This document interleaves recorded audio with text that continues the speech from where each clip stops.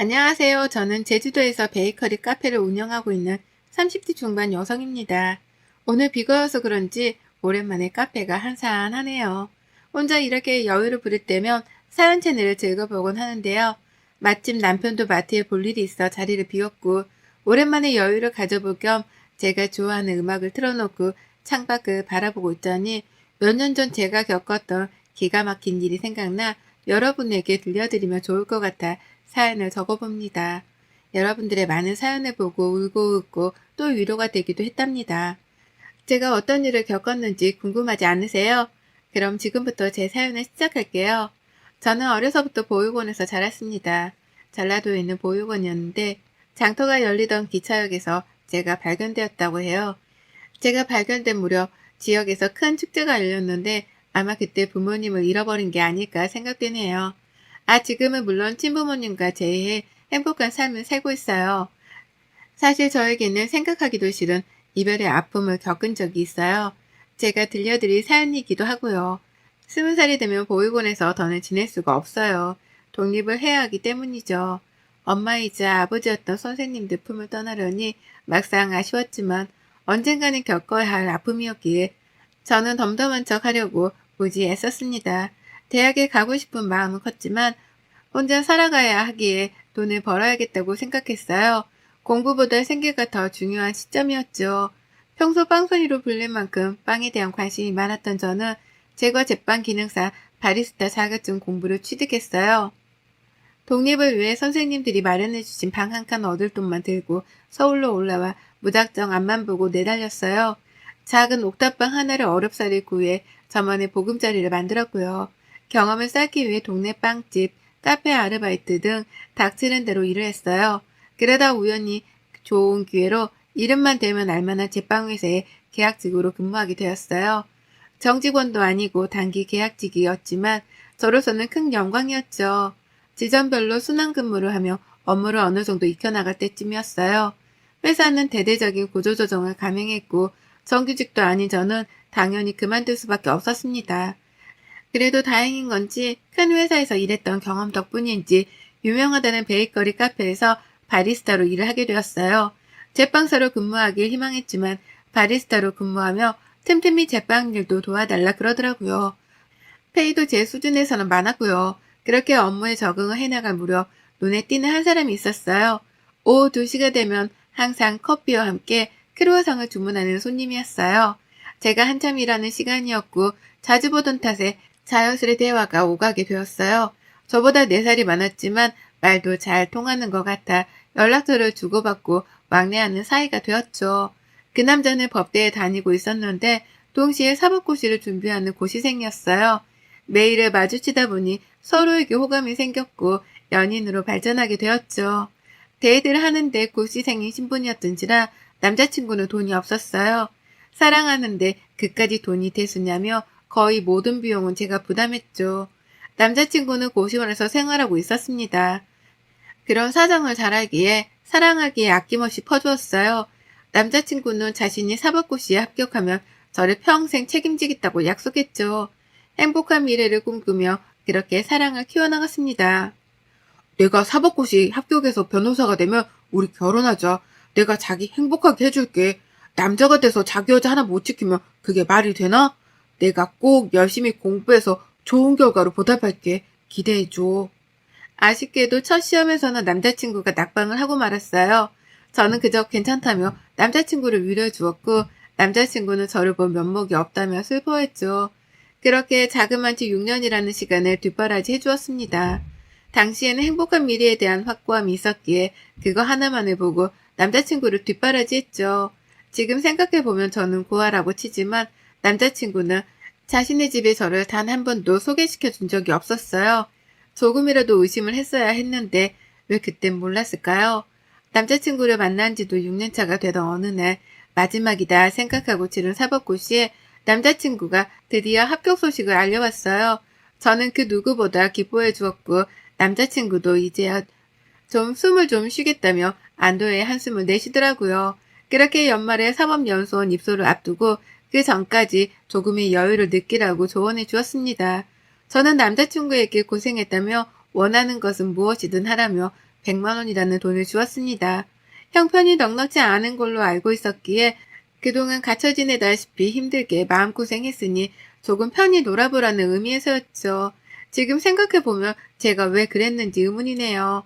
며칠의 시간이 지나 남자친구는 부모님께 인사를 가자고 하는 겁니다. 제가 9월을 안 좋게 보시면 어쩌나 하는 내심 불안한 마음이었죠. 하지만 조금이라도 잘 보이고 싶은 마음에 20만 원이라는 거금을 들여 난생 처음 비싼 원피스도 사 입었습니다. 그때는 무조건 남자친구와 결혼하고 싶었으니까요. 하지만 불길한 예감은 피해가질 않았어요. 남자친구의 집에 방문했는데 생각보다 많이 여유로운 생활을 하고 있더라고요. 강남에 있는 브랜드 아파트였기에 저는 현관에서부터 우아를 되새기며 집안에 들어섰죠. 남자친구가 있어서 그랬는지는 모르겠지만 예비 시어머니가 저를 상냥하게 맞아주시더라고요. 식사를 하고 차를 마시는데 남자친구가 잠시 전화를 받고 오겠다며 자리를 비웠습니다. 그랬더니 예비 시어머니의 표정이 확 돌변하시더니 어쩌다 너 같은 것이 우리 아들한테 들러붙어서는 이라고 말씀하시는 게 아니겠어요? 저는 제가 잘못 들었나 싶어 어리둥절한 표정을 지었습니다. 뭘 그렇게 멍청하게 굴어? 네가 들은 게 맞아. 이제 곧 변호사 될 사람인데 니까짓 게 카단키나 한다니. 듣자하니 너 코아라며? 어디서 근본도 없는 게 우리 아들을 넘봐? 태어나서 그 누구에게 고아라고 멸시를 받아본 적이 없었기에 그저 당황해 말도 안 나왔죠.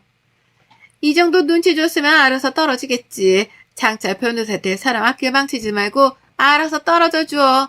좋은 혼차가 널리고 널렸는데 왜 너 따위랑 결혼을 하겠니? 좀 더 현실적으로 생각해봐라. 네가 우리 아들 짝으로 가당키나 한지. 라고 막말을 하는데 어찌할 줄 몰라 그저 우물쭈물 할 뿐이었어요. 그렇게 남자친구 집에서 돌아온 뒤 왠지 모를 찝찝함에 잠을 이루지 못하는 날도 많아졌어요.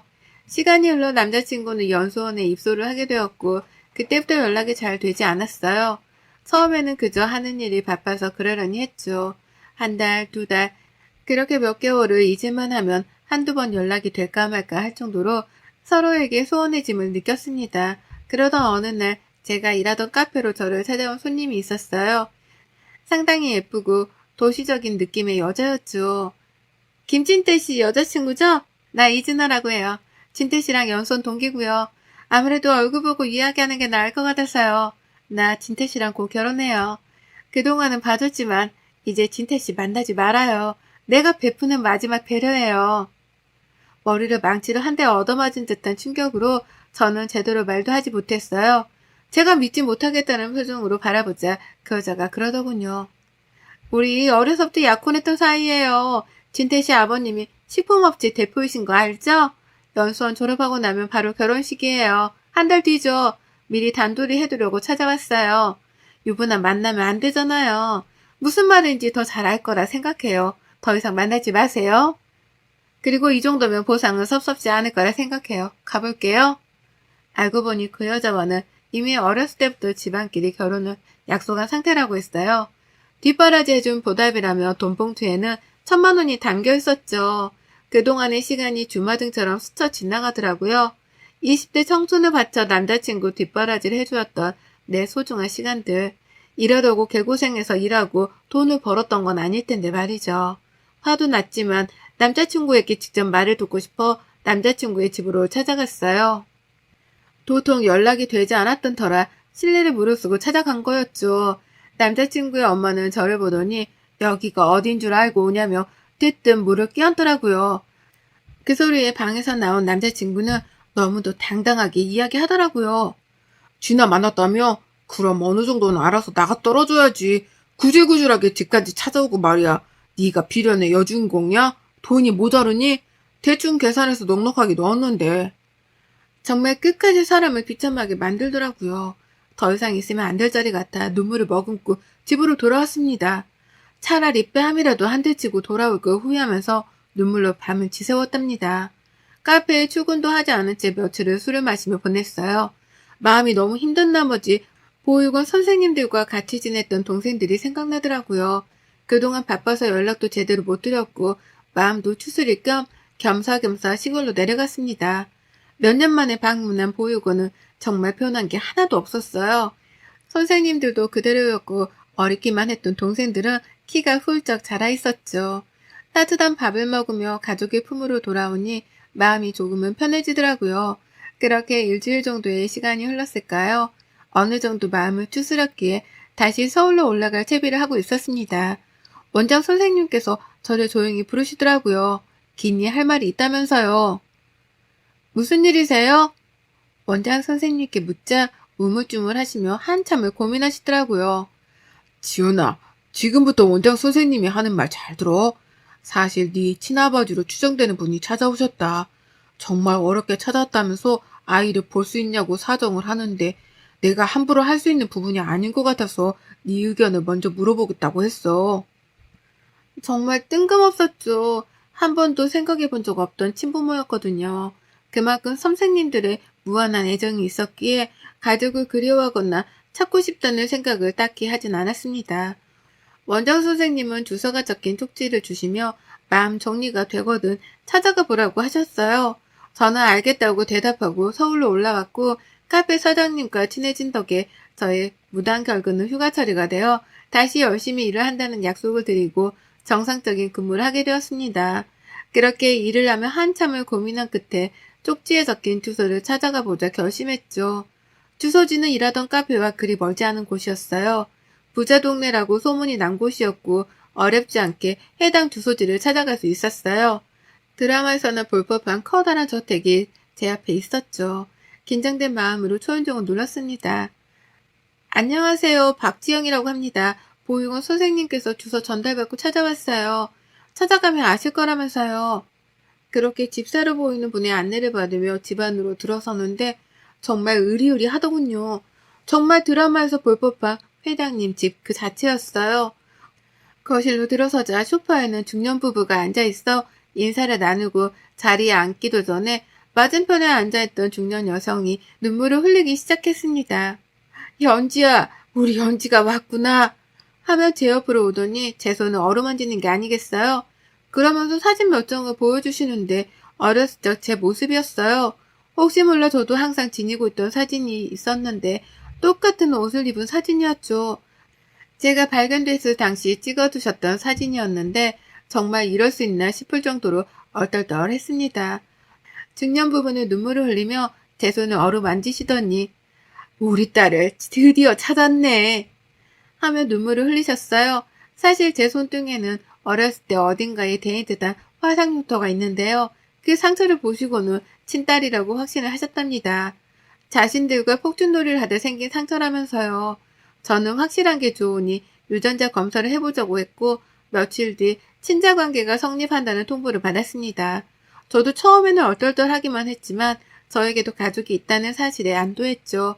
반가움일까요? 고마움일까요? 저도 눈물이 나더군요. 제 부모님을 부둥켜 안으며 태어나서 처음으로 어린아이처럼 펑펑 울었습니다. 부모님은 지금이라도 그동안 못해준 것들을 다 해주시겠다고 하셨어요. 아버지는 이름만 대면 알만한 기업의 대표셨거든요. 옥탑방을 정리하고 집으로 들어오라 하셨고 저는 바로 다음날 아버지가 보내주신 기사분과 짐 정리를 했습니다. 언제든 딸을 찾을 거라는 생각을 하셨고 그래서 방도 항상 꾸며두고 계셨다고 해요. 그동안 예쁜 옷 못 사입힌 거, 맛있는 거 못 사줬던 게 한이라며 매일같이 저를 데리고 다니시며 이것저것 사주시기 바쁘셨죠. 저는 부담스러웠지만 내심 기쁘기도 했어요. 처음 느껴보는 부모님의 따뜻함이 어찌나 좋던지요. 그러다 우연히 엄마와 백화점에서 쇼핑을 하는데 아플싸 남자친구와 그 엄마를 마주치게 됐습니다. 다행히 저만 발견한 상태였고 그냥 지나가길 바랬죠. 그 여자는 저희 엄마를 보더니 냉큼 달려와서는 아는 척을 하더라고요. 사모님, 여긴 어쩐 일이세요? 쇼핑 나오셨어요? 옆에 있는 이 여자분은 아니 너는? 우리 연지를 아세요? 내가 말했죠? 예전에 잃어버렸다던 우리 딸 얼마 전에 재회했답니다. 그래서 이렇게 좋은 시간을 보내고 있지요. 이 여사님은 그동안 잘 지내셨죠? 아, 네. 저야 잘 지냈죠. 아들 결혼 준비로 바쁘답니다. 어떻게 이런 일이. 남자친구의 엄마는 변해버린 저의 모습을 보고 놀란 눈치였어요. 그렇게 며칠의 시간이 지났을까요? 남자친구에게 연락이 오는 겁니다. 서로 연락할 일이 없겠거니 했는데 벌써부터 속이 훤히 들여다 보이더라고요. 저에게 잘 지냈냐며 안부를 물으며 결혼하기로 했던 여자와 파혼을 했다고 하더라고요. 그래서 저보고 어쩌라는 거냐 따져 물으니 자신이 잘못했다며 다시 잘 해보자는 이야기를 했습니다. 정말 뻔뻔하지 않나요? 저는 기가 찼지만 나름의 복수를 해주기 위해 남자친구, 아니 그 남자를 이용하기로 했어요. 집 근처 카페에서 만나기로 해서 잔뜩 힘을 주고는 그 남자를 만나러 갔죠. 아버지가 저에게 경호원을 하나 붙여주셨는데 나이도 동갑이라 친구처럼 서스럼 없이 지냈습니다. 모종의 계약을 했죠. 제 약혼자인 척 해달라고요. 일부러 백화점에 가서 최고급 정장으로 맞추고 아버지가 사주신 스포츠카를 카페 앞에 세워두고 밖에서 기다리게 했습니다. 아버지가 사준 차는 국내에도 몇 대 없는 차라 차에 관심 있는 사람이라면 누구든지 부러워할 만한 차였죠. 아무튼 카페에 들어서니 남자친구는 저에게 미안하다며 파리처럼 손발을 비비며 사과를 하더라고요. 그러면서 결혼을 다시 생각해보자고 서로 사랑했지 않냐며 이야기를 하는데 한 대 때리고 싶은 심정이었습니다. 맞장구를 쳐주는 척하며 저에게 줄 선물이랍시고 400만 원짜리 반지도 챙겨왔더라고요. 저는 고맙게 받겠다며 선물을 챙겨들고는 자리를 옮기자며 자연스레 밖으로 유도했어요. 사실 복수라고 할 것까지는 없었지만 제가 그만큼 잘 살고 있고 니까짓게 날 넘볼 수 없다는 걸 알려주고 싶었어요. 제가 받은 만큼 되돌려주고 싶었던 거죠. 아니나 다를까 남자친구는 차를 보더니 우와 우와거리며 주변을 서성이더니 감탄을 금치 못하더군요. 제가 기다리고 있던 경호원에게 신호를 하자 저를 데리러 연인인 척 연기를 했어요.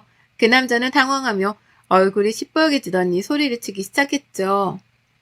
인사해, 내 약혼자야. 이제 알겠니? 너 따위는 나한테 어울리지 않아. 이 반지는 감사히 받을게. 팔아서 맛있는 거나 사 먹어야겠다. 고생해서 비위 맞춰주느라. 뭐? 너 이게 지금 날 갖고 논 거야? 야, 그 반지가 얼마짜린 줄 알고 그러는 거야? 반지라도 돌려줘. 이게 뭐 하는 짓이야, 지금? 이까진 일로 그렇게 화를 내며 쓰나. 그리고 이 반지 줬다 뺏는 게 어딨니? 아, 1,000만 원? 이 더러운 돈 가지고 있기도 싫었어. 그냥 반지랑 너 다 가져라. 구질구질하게. 정말 찌질하다 너. 어디 가서 너 같은 여자 만나서 꼭 결혼하길 바래. 나 만난답시고 약혼도 깨고 왔는데 어쩌냐? 너 변호사 인생 쫑치게 생겼는데. 그렇게 악다구니를 쓰며 소리치는 그 남자를 뒤로하고 저는 경호원과 함께 집으로 돌아왔어요. 통쾌할 줄 알았지만 꼭 그렇지만은 않더라고요. 그들과 제가 다르지 않는 게 뭐가 있나 괜히 그랬나 후회도 되더라고요. 끈질기게 연락을 해왔지만 이 사실을 부모님께 알렸어요. 부모님이 왜 이제서야 말했냐며 남자친구네 집안에 투자하기로 했던 투자금도 회수하시고 배워먹지 못한 집안이라며 거래할 가치가 없다고 완전히 인연을 끊었습니다. 내 이것들을 그냥 감히 내 귀한 딸한테 그런 모욕을 주다니. 그건 나를 모욕한 거나 마찬가지야. 김비서, 당장 이변한테 연락 넣어서 모든 조치는 다 취하도록 하게. 그리고 그쪽에 투자하기로 했던 건 생각해 보기로 했던 차였는데 그냥 없던 일로 하지. 우리 집안의 무시한 대가가 무엇인지 알려줄 필요가 있겠구만. 겨울이 지나고 봄이 오더군요. 아버지는 이제 일을 다닐 만큼 다녔으니 저만의 사업을 해보는 게 어떻겠냐고 하셨어요. 저는 오랫동안 꿈꾸었던 베이커리 카페 창업을 하기로 결심했죠. 카페에서 10년 정도 일했고 공부도 어느 정도 했으니 이제는 때가 되었다 생각했죠. 솔직히 돈이 없어 카페를 차릴 생각은 엄두도 못 냈었거든요. 저는 저만의 인생을 살아보고 싶어 아버지께 투자금을 받아 제주도에 베이커리 카페를 차렸어요. 개업을 한 달 정도 앞둔 시점 미리 내려가 제주도 생활에 적응하고 싶어 떠날 준비를 했어요. 더 이상 경호원도 필요 없었기에 저를 위해 근무해준 친구에게 마지막 인사를 건넸죠. 그렇게 저는 제주로 내려갔습니다. 1년 정도의 시간이 지나고 어느 정도 자리를 잡았을 무렵 카페로 손님이 찾아왔습니다. 저를 경호해주던 그 친구였어요. 제가 제주도로 떠난 뒤 마음을 접으려 했지만 그러지 못했다며 제게 이야기하더라고요. 어떻게든 잊어보려 노력했지만 그게 잘 안 되더라고. 회장님께 그만둔다 말하고 여행도 다녀보고 미친 듯이 운동도 해봤지만 그래도 생각나더라. 그래서 가만히 있으면 안 될 것 같아 거절당하더라도 내 마음 전하고 싶었어. 이렇게 얼굴 보니 마음이 놓이네. 그동안 잘 지냈지? 당장은 연애할 생각이 없었지만 그 친구가 저를 따라 제주도까지 내려와 마음을 고백하는데 솔직히 조금 흔들렸습니다. 그렇게 조금씩 서로에 대해 알아가기로 했죠. 지금은 그 사람이 제 남편이 되었고요. 제가 창업한 카페는 SNS로 소문이 나 항상 사람들로 붐비기 시작했고 유명해졌어요. 남편과 함께 지금까지 잘 꾸려오고 있고요. 지난 과거는 다 잊고 행복하게 지내온 만큼 앞으로는 더욱더 행복할 예정이랍니다. 내년에는 둘에서 셋이 될 예정이기도 해요. 제 긴 사연을 들어주셔서 감사합니다. 여러분도 행복하세요? 여러분의 생각은 댓글로 남겨주세요. 오늘도 시청해주셔서 정말 감사합니다.